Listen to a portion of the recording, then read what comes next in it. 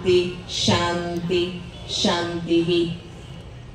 असत्य से सत्य की ओर, अंधकार से प्रकाश की ओर, मृत्यु से अमरत्व की ओर ले जाने के लिए सदियों से हमने परमात्मा को पुकारा है। तो हम सबकी पुकार सुनकर स्वयं परमात्मा तपोभूमि, देवभूमि, महान भूमि हमारे भारत में अवतरित हुए। अवतरित होकर उन्होंने मानव मात्र के कल्याण के लिए जो गीता ज्ञान उच्चारित किए, उस गीता ज्ञान की एक नए दृष्टिकोण के साथ हम चिंतन करेंगे 2-3 दिन साथ में मिलकर। श्रीमद् भगवद गीता भारतवर्ष की शान है, पूरे विश्व के लिए, मानव जीवन के लिए जीने का एक संविधान है। मानव जीवन कोई जाति धर्म का भेद नहीं करते हुए हर मानव जाति की उन्नति के लिए स्वयं परमात्मा का उच्चारित किया हुआ अद्भुत महान आशीर्वाद है श्रीमद् भगवद गीता। जिस गीता के लिए सभी कहते हैं मूकं करोति वाचालं पंगुं लंघयते गिरिं यत्कृपा तमहं वंदे परमानंद माधवम। श्रीमद् भगवद गीता ऐसी एक ज्ञान धनी है जिस गीता ज्ञान से गूंगा भी बोलना सीख लेता है, लंगड़ा भी पर्वत लांघ सकता है। असंभव नाम की चीज नहीं श्रीमद् भगवद गीता के ज्ञान से। जीवन में हर समस्या का समाधान श्रीमद् भगवद गीता के ज्ञान से हमें प्राप्त होता है। मैं आपकी मराठी भाषा में तो नहीं बोल सकती, इसीलिए आप सबसे क्षमा प्रार्थी हूँ। एक शब्द मैंने आज सीखा है, तुम्ही सगळे कसे आहेत। सही हूँ मैं? आप सब कैसे हैं? देगलूर कैसी है? देगलूर की जनता कैसे है? देवताओं की नगरी देगलूर में आज हम स्वयं परमात्मा ने जो मनुष्यात्माओं को जीवन को सुंदर बनाने के लिए जो गीता ज्ञान उच्चारित किए, उसके कुछ हमारे जीवन में गीता ज्ञान का क्या प्रयोजन है। हम अभी तक सोचते थे गीता भारत की शान है। हम सोचते थे गीता कष्ट आने पर पढ़ना चाहिए, किसी की मृत्यु पर पढ़ना चाहिए, या गीता का पारायण करना चाहिए जिससे पुण्य की प्राप्ति होगी। लेकिन जैसे अभी मैंने कहा, जीवन जीने की कला है श्रीमद् भगवद गीता। मानव जीवन को कैसे श्रेष्ठ बनाया जाए, उसके लिए परमात्मा ने बहुत सुंदर मार्गदर्शन दिया। कई बार हम सोचते हैं गीता ज्ञान बुढ़ापे में पढ़ना चाहिए, गीता ज्ञान बूढ़ों के लिए है। नहीं, आप मुझे बताइए गीता ज्ञान किसको सुनाया गया था? गीता ज्ञान भीष्म पितामह को सुनाया गया था, गीता ज्ञान द्रोणाचार्य को सुनाया गया था। किसको सुनाया गया था गीता ज्ञान? अर्जुन को सुनाया गया। अर्जुन बूढ़ा था क्या? नहीं था। इसलिए ऐसे नहीं सोचना कि केवल बूढ़ों के लिए है। गीता ज्ञान हर एक के लिए प्रस्तुत है। ज्यादा से ज्यादा युवा अवस्था में अगर गीता ज्ञान की प्राप्ति होगी तो मानव जीवन में बहुत खुशी प्राप्ति हो सकती है। दुनिया में सबसे ज्यादा भाषाओं में भाषांतरित है श्रीमद् भगवद गीता ज्ञान। महाराष्ट्र में प्रसिद्ध ज्ञानेश्वरी के रूप में गीता ज्ञान की संक्षिप्त स्वरूप हमें देखने को मिलता है। संत ज्ञानेश्वर द्वारा प्रचलित ज्ञानेश्वरी जो है, बहुत अच्छी तरह से जीवन जीने की कला मनुष्यात्माओं को सिखाती है। इसी तरह श्रीमद् भगवद गीता को रशिया वालों ने कुछ साल पहले बैन कर दिया था, ये कहते हुए श्रीमद् भगवद गीता हिंसा प्रचोदन करती है। लेकिन वहां की इंडियन काउंसिल ने कोर्ट में केस दाखिल की। वहां की जजेस ने, जूरीस ने ये कहते हुए ये केस टाल दिया कि श्रीमद् भगवद गीता जीवन जीने की कला है। इस जीवन जीने की कला को कोई भी बैन नहीं कर सकता और जीवन जीने की कला को कोई भी केस लड़ नहीं सकते। इससे स्पष्ट हो गया श्रीमद् भगवद गीता मानव जीवन को श्रेष्ठ बनाने का एक अद्भुत मार्गदर्शन है। तो हम यहाँ कुछ दिनों तक श्रीमद् भगवद गीता की practical application in our practical life, हमारे जीवन में, सत्य जीवन में, वर्तमान जीवन में गीता ज्ञान की क्या आवश्यकता है, कैसे मानव जीवन को खुशनुमा बनाने के लिए गीता ज्ञान हमें प्रेरणा देती है, इसके बारे में सुनेंगे। गीता ज्ञान का एक धार्मिक स्वरूप है, गीता ज्ञान का एक आध्यात्मिक स्वरूप है, गीता ज्ञान का एक सामाजिक स्वरूप है। तो ये सामाजिक स्वरूप है, हम सभी खुश रहना चाहते हैं। यहाँ कौन बैठे हैं जो खुश नहीं रहना चाहता? कोई ऐसे है क्या जो हम खुश नहीं रहना चाहते हैं? हर कोई खुश रहना चाहता है। तो खुश रहने के लिए गीता ज्ञान द्वारा हमें क्या मिलता है, कैसे मिलता है, उसके बारे में हम सुनेंगे। श्रीमद् भगवद गीता में परमात्मा ने खुश रहने के लिए 4 बातें बताई है। संतुष्टम सततम योगी यतात्मा दृढ़ निश्चय। संतुष्टम सततम योगी यतात्मा दृढ़ निश्चय। इसका मतलब है, देखिए हम सभी खाना खाते हैं, पेट भरने के लिए खाना खाते हैं। कई बार हमें पेट भरने पर भी संतुष्टि नहीं मिलती। अगर आपको आपकी स्वाद के अनुसार खाना ना मिले, भोजन ना मिले, तो पेट तो भर जाता है लेकिन संतुष्टि नहीं होती है। जब खाने से पेट भी भरता है और संतुष्टि भी मिलती है, तब हम खुश होते हैं। इसी तरह जीवन तो जी रहे हैं हम सभी, लेकिन क्या हम जीवन से संतुष्ट हैं? तो इसलिए गीता कहती है संतुष्ट रहना है तो सतत योगी बनना है। सतत योगी बनने के लिए यथात्मा माना पुनः पुनः कोशिश करना चाहिए, साथ में दृढ़ निश्चय का होना बहुत जरूरी है। आप सभी को पता है, जब हम खुश होते हैं हमारे ब्रेन से एंडोर्फिन नाम की हार्मोन का उत्पादन होता है, सृजन होता है।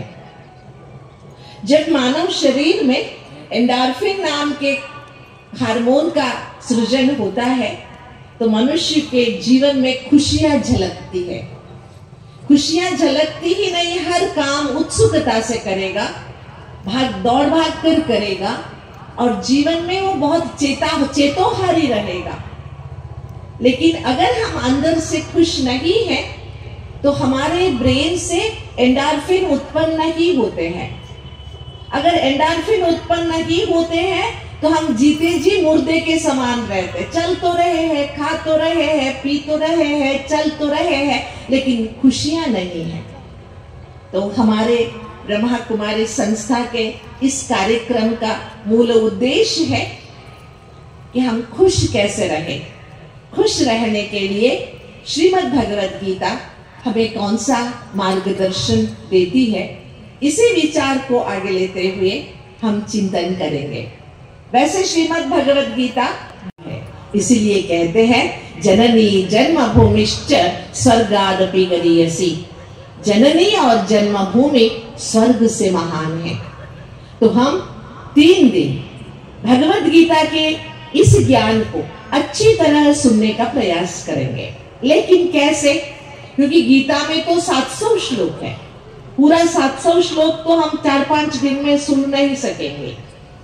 लेकिन हम एक लक्ष्य लेके सुनेंगे, जो हमारी कार्यक्रम का मेन थीम है, श्रीमद् भगवद गीता की ज्ञान से खुशनुमा जीवन। ये शुरू होता है भगवद गीता के पहले श्लोक से। धर्म क्षेत्रे कुरुक्षेत्रे समवेता युत्सव मामकाः पांडवाश्चैव किम कुर्वत संजय। इस श्लोक से भगवद गीता की शुरुआत होती है। यह धृतराष्ट्र उवाच। इसमें लिखा गया है जो धर्म क्षेत्र अभी कुरुक्षेत्र है, उसमें मेरे बच्चे और पांडु के बच्चे क्या कर रहे हैं। लेकिन इस श्लोक से हमारा क्या मतलब? लेकिन देखिए, हमारे पूर्वज आचार्य वेदव्यास जी ने कितने सुंदर तरीके से जीवन जीने के लिए क्या चाहिए पहले श्लोक में ही स्पष्ट कर दिया। इस श्लोक का पहला वाक्य है धर्म क्षेत्रे कुरुक्षेत्रे, 4 शब्द है। धर्म क्षेत्रे कुरुक्षेत्रे, 4 शब्द से पहला वाक्य बना है। इन शब्दों को थोड़ा उलट पलट कर देंगे तो श्रीमद् भगवद गीता का पूरा सार हमारे सामने खुल जाएगा। वो कैसे? देखिए, धर्म क्षेत्रे कुरुक्षेत्रे, यहाँ 2 बार क्षेत्रे शब्द आया है। इन क्षेत्रे शब्द को पहले ले लेते हैं तो क्षेत्रे क्षेत्रे धर्मम कुरु, एक नया वाक्य बन गया। धर्म क्षेत्रे कुरुक्षेत्र को हम अलग तरीके से एक सेंटेंस में फॉर्म किए कि क्षेत्रे क्षेत्रे धर्मम कुरु।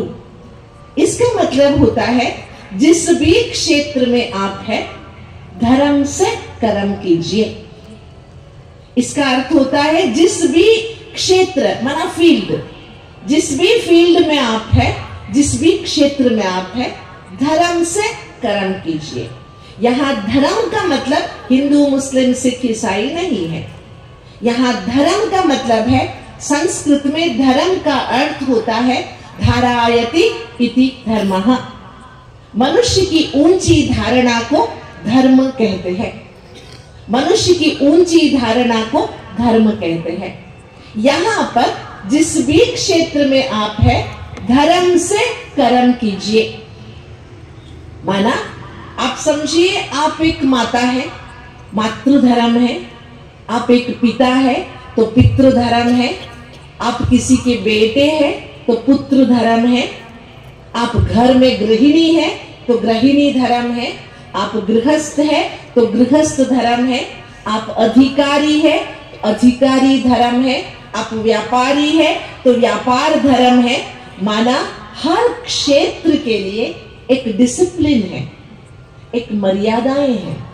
उस मर्यादा के अनुकूल अगर हमारा जीवन होता है तो हमारे जीवन में हम खुशी से जीवन व्यतीत कर सकते हैं। देखिए, पूरी गीता का जिस्ट ऑफ गीता, गीता का सार पहले वाक्य में भगवान की इस गीता में वेदव्यास जी ने लिख दिया। जिस भी क्षेत्र में आप हैं धर्म से कर्म कीजिए। माना डिसिप्लिन से, मर्यादा से जिंदगी आप अपना व्यतीत कीजिए। कितना सुंदर संदेश श्रीमद् भगवद गीता से हमें प्राप्त होता है। और गीता क्यों सुनाई गई? मैं बचपन से गीता को जानती हूँ। मेरा सौभाग्य रहा बचपन से, जिस परिवार में मेरा जन्म हुआ, मेरी दादी, आपकी भाषा में कहे तो आजी, वो गीता जानती थी। उनसे गीता सुन सुनकर मुझे गीता अच्छी तरह से आ गई। और अब मैं खुश हूँ कि गीता के ज्ञान से मेरा जीवन भी बहुत खुशनुमा हो गया है। तो हम यही चाहेंगे, आप ऐसे नहीं सोचना जीवन को खुशनुमा बनाने के लिए ब्रह्मा कुमारियों जैसे सफेद साड़ी पहननी पड़ेगी। ये गलतफहमी नहीं रखना। आप जहां हैं, जैसे हैं, वैसे ही आप खुश रह सकते हैं। थोड़ा सा गीता ज्ञान को जीवन में लाएंगे तो, है ना।